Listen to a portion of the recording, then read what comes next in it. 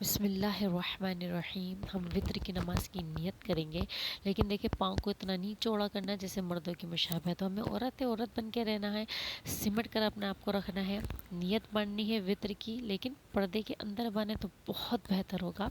اس کے بعد ہم نے جو ہتھیلی رکھنی ہے الٹے ہاتھ پر، ہم نے سیدھا ہاتھ کی ہتھیلی رکھنی ہے، لیکن نارمل بالکل نارمل طریقے سے رکھیں، خوبصورتی سے رکھیں، ایسے نہیں رکھیں آگے پیچھے ہاتھ ہو رہے ہوں۔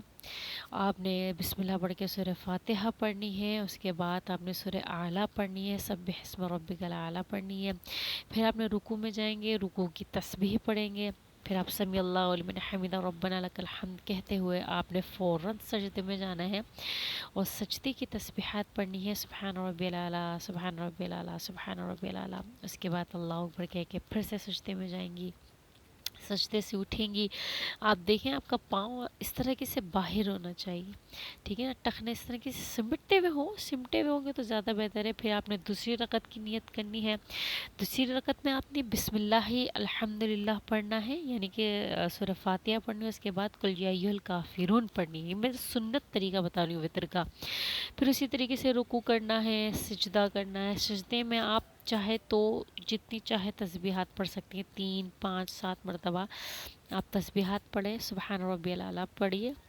پھر اس کے بعد آپ جب قاعدے میں بیٹھیں گے تو آپ اتحیات پڑھیں گی، اور اتحیات آپ دیکھیں اشہد لا الہ الا اللہ کہنے کے بعد آپ ڈائریکٹ کھڑی ہو جائیں گی۔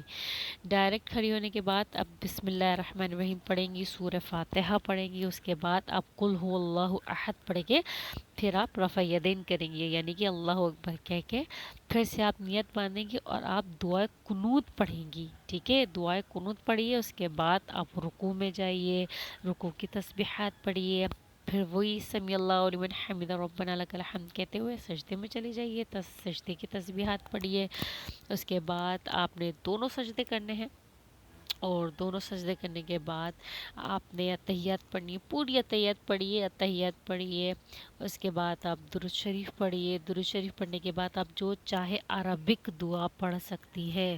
اس کے بعد آپ سلام پھیر لیجئے، اس کے بعد آپ جو چاہے دعا کیجئے۔